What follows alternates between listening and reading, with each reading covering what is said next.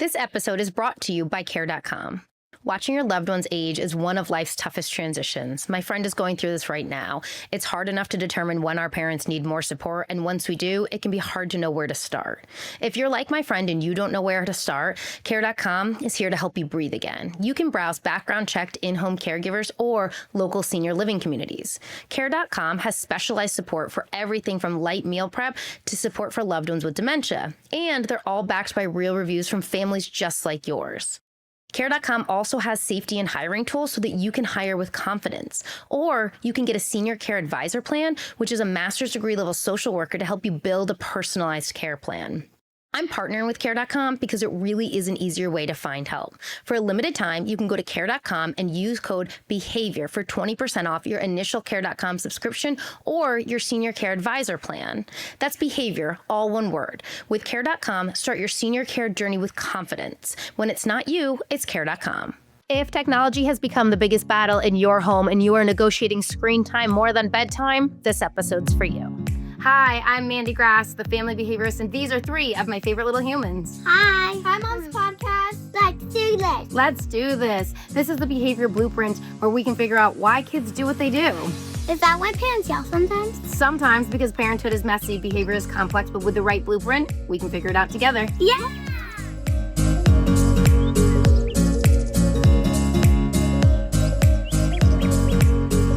Today, I'm going to walk you through some real-life technology contracts. I'm going to explain why this approach works and how to implement it in your home. If you're anything like me, we did not grow up with this amount of technology. I had a phone, and I think I could send like 30 text messages a month. And do you guys remember your parents getting mad at you when you exceeded the text messaging amount? Or like unlimited data? What was that? It didn't even exist. So we are in uncharted territory as parents, navigating something that we did not have to deal with as kids. I am so hyper aware of the technology, the screen time, the battles, what I want to do as a parent, which is, of course, evolving as my kids get older. If you have been in this position, I get it. Let's get into it. If you haven't read the book, The Anxious Generation, I recommend you do. I'll put a link to it in the show notes. I read this book and I facilitated a conversation with a group of parents up in Massachusetts about the contents of the book, which really revolves around understanding what the screens do to our children and all of that sort of stuff. Now, I will say it scared me, which might have been its intention, but it is something that you as a parent need to give some thought as to what you are okay with. I'll give you a personal anecdote. My kids got these little VTech phones when they were, I guess Lola was 5 or 6 when she got it. It really couldn't do anything except message like myself and her grandparents and just a couple of games. And when we did that, we implemented a technology contract. And I'm going to get into that with you guys in just a minute.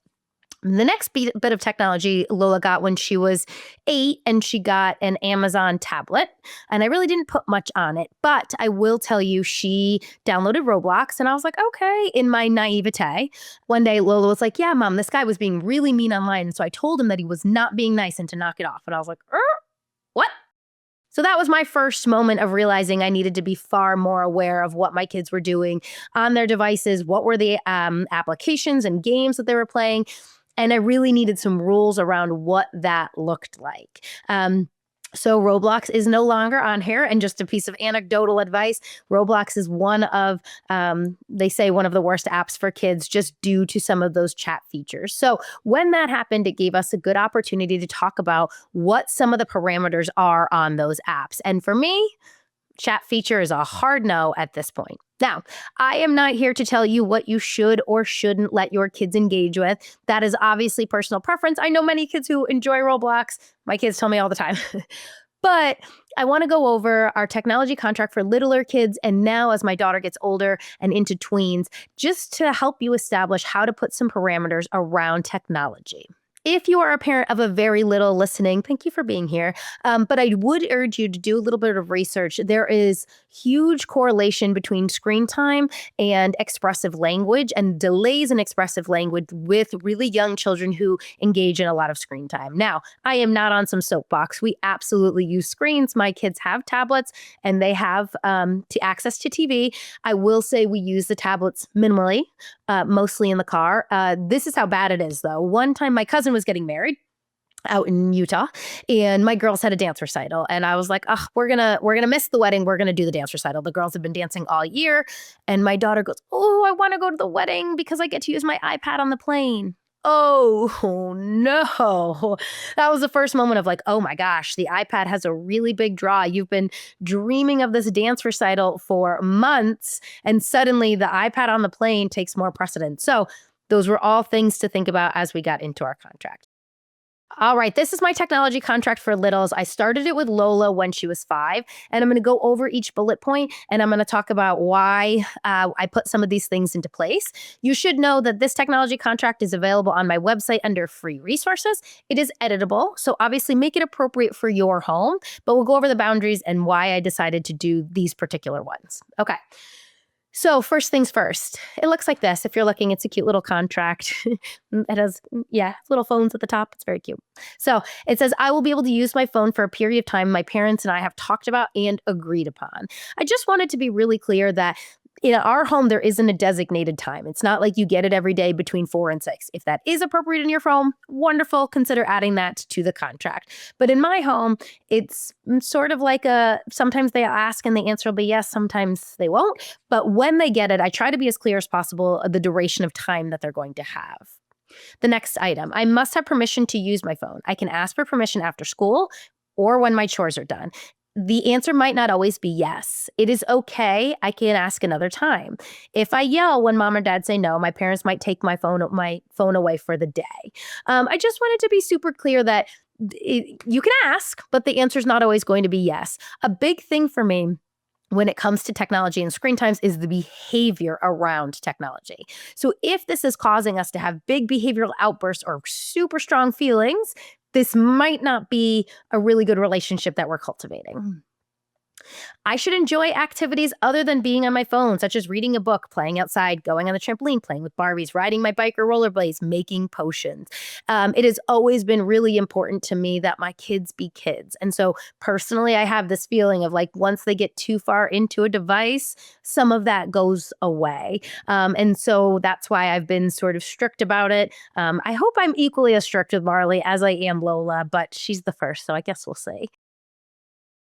I will have a warning when I have 10 minutes, 5 minutes, and 2 minutes left on my phone. So again, this contract isn't just about the child, it's about the expectations of me as well. I think it's important that the kids know, hey, you're getting close to the time being up. I don't ever want to be like, it's done now, and just sort of rip it away and not give them that processing time or that warning. If I argue or beg for more time, I will lose phone privileges the next day. It could be like if I say, hey, there's 5 minutes left, that might be a good time to say, I'm in the middle of this game. Can I finish when the game is over? Whatever that might look like. I have heard the advice before, and I do believe it that, we should get into the games that our kids are in so that we understand. Because there is something to be said about when this character dies, all of that sort of stuff. However, that's not super measurable. And if we say to our kids, manage your time, there's 5 minutes left. Should you start another one? That might not be a skill that they possess. So making sure that you're agreeing ahead of time, it's going to be time-based. And when the timer's up, then we're all done. Or it's going to be game-based, but you have to make sure you're sort of monitoring that. Whichever way you go, no judgment on either one, make sure that you're crystal clear with your kids about what that looks like. When my time is up, I will have 2 minutes to put my phone on the counter. If the phone is not on the counter when the timer goes off, I will lose privileges the next day. Again, this is really about just transitioning on and off of the device. I am a firm believer that there should be a designated place for the devices. In our old home, it was the counter. That was this one. In our new home, we have this little cabinet, and it's a charging cabinet. And so the expectation is that they put their devices back on the charger in the cabinet. I also think that they are responsible for making sure it's charged. Can't add one more thing to mom's list. If I sneak my phone when I'm not allowed to have it, I will lose phone privileges the next day. I am a firm believer in calculated risk. There have been times, Marley the other day, we got home from New Hampshire, so she had her iPad, and I went upstairs and she was watching Bluey. And iPads aren't supposed to be in rooms in our homes. So, we have to have that conversation. But that was a little bit of a gray area because I don't even know how it got up there, but she didn't sneak it necessarily. I think it was in her bag. Anyway, neither here nor there. It is super explicit that if you are intentionally sneaking a device, you lose access to it for the next day. If I become obsessive with my phone, meaning I am yelling, crying, or fighting with my parents about it, my phone will go away for 2 to 3 days.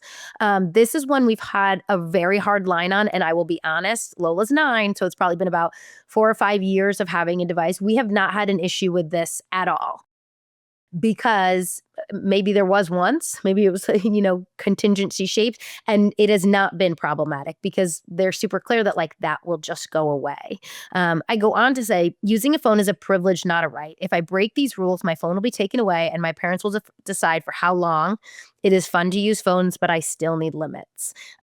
We agreed to this on January 4th, 2023, and we signed it and Lola signed it. One of the things that started to develop too once the girls got these tablets is YouTube. Personally, not a huge fan of YouTube. Now, listen, this is not like a judgment. Everybody has to do what's right in their home. The shorts, the like rap. I want you guys can do like a Barbie makeup video or a little game or something. I don't love YouTube. And so I have established that rule with my girls. I will say it's been tested a little bit. I made a post about this the other day, but for example, it was in the fall and I walked behind Parker on her device and I saw that she was on YouTube. And I ignored it. Because I wanted to sit down and watch football. And she was occupied. So, right, screens serve a purpose, right? They are fun for our children. They should get used to them because they're going to have screens at some point, right? And also, sometimes it's a break for me. To be completely transparent, it is a break for me.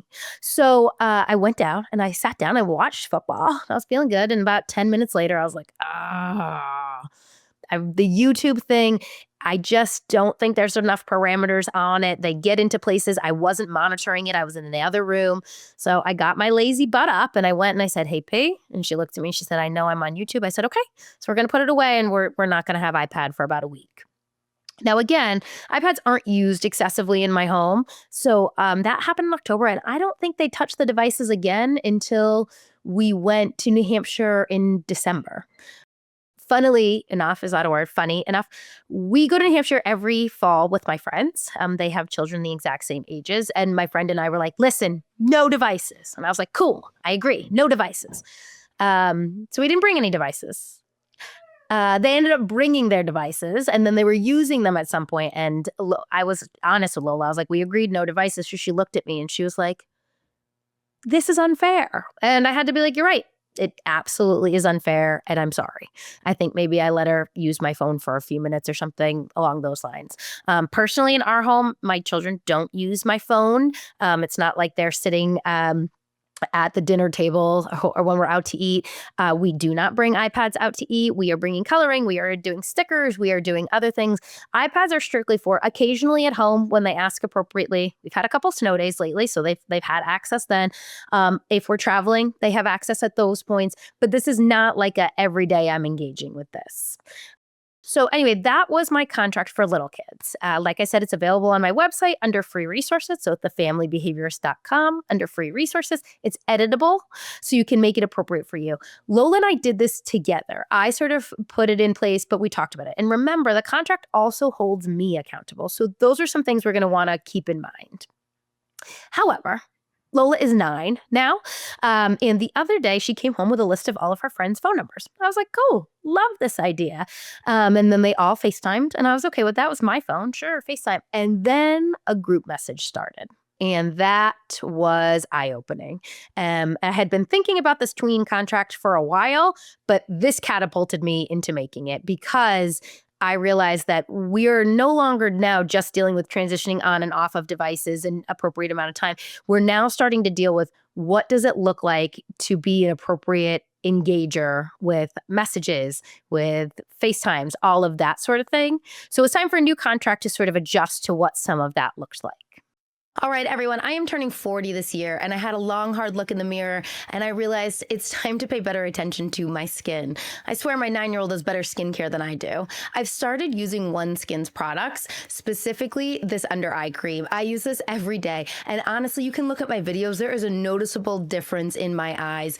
I have 7 kids, 2 dogs. Sleep is hard to come by. This is the only thing saving me and making me look remotely human in the morning. The other one that I'm using day and day night is their Essential moisturizer. It's lightweight, it's easy. These 2 steps combined help me take care of my skin while I'm running out the door to chase all these kids around. OneSkin has agreed to give a 15% off code using behavior at oneskin.co/behavior. That's 15% off at oneskin.co/behavior with code behavior. After you purchase, they're going to ask you where you heard about them. Please support the show and tell them you heard about them on the Behavior Blueprint. When the group message started, there were messages at like 12:30 at night. There were FaceTime attempts throughout the entire day. The conversation started getting incredibly gossipy. So remember, this is all on my phone. And so I would randomly like show Lola, but it got to a point where I had to sit down with her and be like, I'm not sure we're ready for group messages. I'm seeing some really unkind behavior. I'm seeing inappropriate topics discussed. So I really think that we need to sit down and talk about what this looks like. So I'm going to get into the technology contract. And then I'm going to tell you when we get to one point, a little story about that. Okay. So this one, again, we're talking tweens. We're talking, 9 to 12-year-olds. We personally are in the Wait Till 8 campaign at this time. Listen, you guys can hold me accountable. Hopefully this podcast will go for many years and you can revisit this episode and said, you said till 8. Originally, I had told Lola 12 years old, but the more I learn, it's going a little bit longer. One of the things that we have sort of explored is the year under Lola, the parents have all agreed not to do phones, and they've gotten these phones called tin can phones. So I just ordered one for Lola. It is essentially a home phone where the kids can call each other. And I'm okay with that, I think. So that's the direction we are going right now. Lola does have kids messenger. She does message people or FaceTime them occasionally on my phone. I'm trying to thread the needle of like, I remember doing that in 4th grade. I still have my best friend's phone number from 4th grade memorized. And so I want her to start to explore some of that. I don't know. I don't want to be a helicopter parent, but I also want to thread the needle of teaching her how to engage appropriately. Along those lines, Lola once got a letter from a friend last year. So she had a 3-way friendship. And if you are a girl, especially, I should say, 3-way friendships are difficult. We have all been there. I told Lola I had the same problem my freshman year of college. Like 3-way friendships can be really difficult. Somebody often feels left out. And the girls were passing notes back and forth to each other. And Lola came home one day really upset about a note and went right up to her room and wrote a reply. And so she brought it down and I said, oh, can I look at that? And she said, okay. And so I read her response and I said, okay, so there's usually this rule where when we're really angry, we write something and then we don't look at it for 24 hours. And so Lil's like, I'll throw it out. I was like, no, I don't want you to throw it out. But like you wrote this when you had big feelings. So we're just going to put it down for 24 hours. And then we're going to like look at it again in the morning and see if we still feel the same way. And that was a great moment because of a couple of things. One, I read the original letter and Lola's perception of the letter and my perception of the letter were a little bit different. She definitely personalized some things that I don't think were intended to be personal. The next morning, Lola decided she didn't want to send the letter. Now, I tell you this story because I am so afraid of putting a tablet in her hand where she can respond immediately because she's young, because she needs time to process. She needs to think through what she wants to say. In that case, we were able to talk through a couple of different scenarios and a couple of different replies, and we were able to role play what her friends might do in return. In this example, one of the things was like, I don't want to come to your birthday party. And I had said to Lola, she can't. So maybe that's a misinterpretation. Maybe she meant like, I can't that day, whatever. So Lola went up to her at school and said, hey, like, did you mean that you were not able to? Because, we can maybe change the date if you would want to be included. And the friend said, I don't want to go to your birthday party. What part of that do you not understand? Ooh, child. And so Lola said, okay. But we had role played that. We practiced. I was like, okay, if you say, I don't want to go, and she says, oh no, I did want to, what we say. And we role played what would happen if she was a little bit more direct. And so Lola was prepared for that. So some of this, as we get into this tween contract, really keeps all of that in mind. How can I best facilitate her being her best self online? And that is hard when big emotions are part of the deal. Okay, so our technology contract for tweens starts off and says, having a device is a privilege that grows as I show responsibility. My parents' job is to keep me safe and teach me healthy habits and help me learn how to use the internet, messaging apps appropriately and safely. This is an agreement between us about the expectations when it comes to technology. Okay, I've gone over this with Lola, and I will admit it's a little bit lengthy, and maybe we'll get rid of a few things as we go. This is available as well. I think it's just in the circle right now, but shoot me a comment, leave me a message if you are interested in having access to this. Again, it's editable because we all have different expectations. Okay, number one, I will focus on one screen at a time. If we are watching a show or a movie as a family, my device will be down. I will also tell you this is something that I could get better at. And my kids have been really good about it. When we're together, let's be together. It is important I give my full attention to games and activities, meaning putting my device away when we are playing. I need to keep the volume of my device at a comfortable level for the environment. Some of the older children in my household are not very good at this. And so we just need to be mindful. When I'm driving and I have a teen in my front seat scrolling at full volume, it provides inner rage. And so I'm like, can I get you some headphones for that? I need to lower the volume or use headphones when requested. I will have a designated time to be on my device. I need to notice when I need a break. When my time is up, my mom will give me 10, 5, and a 2-minute warning. So again, just checking in. I don't want it to be like, you're done now. I want her to know, hey, wrap up the conversation, make one more phone call, whatever that might look like. My device needs to be back on the charger within 2 minutes of the timer going off. If I'm not able to transition off of my device within 2 minutes, I will lose access for the next 2 days. Again, back to that calculated risk. I want to be super clear with my kids about what the consequence is so that they know ahead of time. I can ask to check the device. The answer might be no. I can enjoy other activities too. So again, with Lola and her friends FaceTiming, we're all up in New Hampshire skiing and she's like, can I FaceTime? I'm like, no. But the girls were taking a break and she's like, can I just send everyone a picture of me snowboarding? Sure. Remember, in this particular instance, this is my phone. So I handed her the phone. She took a picture. She sent it to her friends. Love that. I do like that I can monitor this. Listen, we are pretty far into this episode. If I sound helicoptery, I don't know. Maybe I am. That's fair. You can give me that feedback. I'm prepared for it. It's important to remember that not everyone has technology. And and it is not playing if one person is just watching another person on a device. I just want to be mindful of that because my children don't have access as much as some of our friends. And I just don't want to be the house where one kid has a device and 5 kids are standing around and watching him play something. That doesn't sound fun to me. Maybe that's unfair. I'm learning how to manage my screen time. My parents or an adult might prompt me to put my device down. This can be frustrating. It is important to realize they're trying to help. When my parents are prompting me, they'll give me a 2-minute warning reminder. If I need more time, I can politely ask for another minute, but the answer might be no. Again, I just want them to understand, what that sort of looks like and how to recognize when you need a break. I need to be respectful about my device use even when disagreeing. If I'm rude, meaning yelling, crying, talking back, rolling my eyes, this means I need a device. This means I need a break from my device for a few hours or days. My device needs to stay in a designated place during all meal times. I don't want a phone at the table. Also, again, rules that I could be better about following myself. If I become perseverative about my device time, meaning repeatedly asking for more time or ignoring if mom has said no, I'll lose access to my device for 2 days. We just want to put some parameters around this. I want to be mindful about the perseveration, the asking over and over, wearing me down where I'm getting frustrated, all of those sort of things. If I sneak my device when I'm told no, I will lose access for 2 days. Again, calculated risk. I definitely snuck my phone when I was a kid. I have a feeling she will too, so I just want to be prepared. If friends come over, our house is no devices in the bedroom. We can use them in community spaces. Mom might ask us to put our devices in a designated place. It's important to enjoy other activities other than being on the phone. I want kids outside playing. So I know that we're starting to get to the age where some kids have phones. And so it might be okay, it's going to live on the counter and we can sort of ask to use it when needed. If you need to call your mom or you need to check it, that's one thing. But just being super clear about, not just being on our phone the whole time. I will ask before taking pictures or recording people. I will delete pictures or videos if requested by somebody. If I do not respect the 2 rules above, I will lose access to my device for 2 days. I think it's really important that everybody feel comfortable. Nobody wants to feel like somebody's taking a picture or disrespecting them. So that's a strong one for me.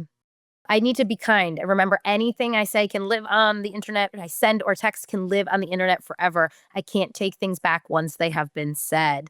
God, I thought that was a big rule when I was a kid. And now with all these devices, it's tenfold. So really just teaching my daughters, all of our kids that when you say it, it's there. So we really want to be intentional about the things that we're saying. And again, putting that phone down if we're feeling upset. Group messages can be overwhelming. I should know it's okay to leave messages. I should talk to an adult if I'm feeling overwhelmed by the messages. I need to tell an adult if mean behavior is occurring or anything that is happening that makes me feel uncomfortable. This is a big one. I can always blame my mom on being too strict or mean if I feel uncomfortable to get out of a situation. So, with Lola, with that group chat that was on my phone, I sat down and we read it together. And I was like, I don't love the direction this is going. And I said to her, you can say to them, my mom doesn't want me on here. And she was like, no, I'm just going to say, please take me off of this. And I was super impressed by that. But I also know that those social pressures will get more as she grows. So I wanted to be really intentional about, you can blame me. Blame me every time. Oh, my mom's so terrible. I am cool with that. All right, here's another one. Again, please, if I'm being too helicoptery, she's 9. You can comment. I'm prepared for it. I will allow my parents to check my phone when asked. They are doing this to ensure I'm safe and making good choices online. My independence with this will grow as I continue to be trustworthy online. It is their job to help me learn how to make good choices and navigate friendships. I don't anticipate that I will be a parent who is like reading all of her messages or anything like that. But back to that letter that Lola got, sometimes our kids are learning how to navigate all of these social things at warp speed. So I want to be able to check and ensure she's being safe and kind and smart. I know there were times that I wasn't kind and definitely not safe when I was younger. And just the stakes are a little bit higher. So I do think it's important to be able to check in with her, to be able to have those conversations. And I hope I will facilitate her being able to come to me when she's feeling those sort of things. Here's the last part of this contract. Sorry, I told you it was a little bit long. I am going to make mistakes with my devices or messages, etc. This is part of growing up. There might be a consequence such as losing my device for a few days. This is an opportunity to learn and rebuild trust. It is important to be honest about my mistakes. I can always ask for 5 minutes. In our home, we have a 5-minute rule where you can sort of like ask for 5 minutes and it guarantees a calm conversation. And it's usually when we've, you know, not put our best foot forward or made a mistake or those sort of things. Okay, so I have shared my little kid and tween contracts with you. I've started thinking about a teen one as I have so many teens in our lives right now and in our home. Listen, I know that this is level 10. I posted about this when I did it a couple of years ago, and I ended up on teen TikTok, and they ripped me to shreds. They were telling me like, "Your child is going to put you in a nursing home. You're crazy," and I might be. I fully understand that. I also know that like as we live this and as I learn, this is going to change, and we're both going to evolve, and we're going to learn together, and that is really really important for the both of us. So, the reason that I want to put this down is I want to talk about it all ahead of time. I want to be super clear. I want Lola to know where my expectations lie. And part of that is also learning as I go. With that Roblox example, when I discovered what Roblox it was and did my research, I said to Lola, I screwed up. I am so sorry I screwed up. And I should have researched things better. So moving forward, I'm going to do the research before we, use anything else or download any other apps. I'm a first time parent. I told her I'm figuring out at the same time you are. And we can have calm conversations. She can come to me and say, hey, can we talk about this one? And I'm going to be open minded and I'm going to do some research and I'm going to learn along with her. Maybe that means in the future she can use Roblox, but we sit together, or a chat feature is disabled, or all of that sort of stuff. But one of the bigger things is that monitoring that takes a lot of work on our end. Monitoring those transitions, putting effort into that is all really, really difficult. So I do want to acknowledge that for all of you parents out there listening.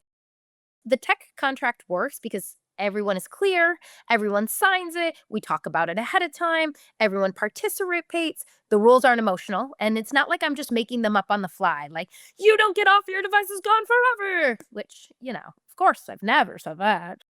This approach is really trying to be as forethought as possible and trying to take the reactions out of it to the greatest extent. My kids are young, so if we listen to this in 3 years and it's really gone off the rails, we can all laugh at me together then. But as far as it's been so far, if they've lost the device, they've been amendable to that. They know how to get on and off. Things seem to have been pretty safe. But they are smarter than me, 100%. And now they have teenage siblings who are definitely smarter than me and more tech savvy than me. So I'm going to have to do a lot of learning. But both of these contracts are available on my website, thefamilybehaviorist.com under free resources. So please consider implementing something like this in your home. And as I said, they are editable. So if you were listening and you were like, this woman is crazy, some of these rules are nuts, you don't need to include those ones. Lastly, technology isn't the enemy. It is controlling the technology, learning about it, and teaching our kids how to use it safely. My goal here is to have healthy habits and, to be honest, healthier than my habits. A lot of times I say to my kids, one day you are going to be married to your phone or computer, and it's going to be hard to take a break from it. And I don't want that day to be today. If this helped you at all, please share this podcast episode with another parent who might be losing their mind over technology or trying to figure it out. The last thing I want to say is it's never too late to start. So if you're listening to this and you have a 10-year-old and you're like, oh my gosh, we're too far gone, you are not. Sit down and say, hey, you know what? I think we might need to put some limits on this, and you might need to start slowly. If you have had free range or free reign, whatever the word is, I don't know. If your kids have had access all the time and you're like, it's getting out of control, start and be like, okay, let's say they've had unlimited access. Maybe you're gonna be like, okay, we're gonna go down to an hour a day, 2 hours a day, and slowly work yourself to a place that feels more comfortable. Make them part of the discussion. This is an agreement. This isn't me telling you, and get their buy-in. Anyway, give this a try in your home. Let me know how it goes. Please rate, review, leave a comment. All of this interaction with my podcast really means a great deal to me, and sharing it to help another parent really would not only help me, but perhaps them. So thank you so much for being here. If this podcast has helped you even a little bit, leaving a review is one of the biggest ways that you can help me. It helps other parents find the show, and honestly, it helps me know what's landing for you. You can do it right now while you're listening. I would really appreciate it. For information on topics like this and many more, come back to this podcast, The Behavior Blueprint Weekly, and you can always check out my content on Instagram and TikTok at The Family Behaviorist. Thanks so much.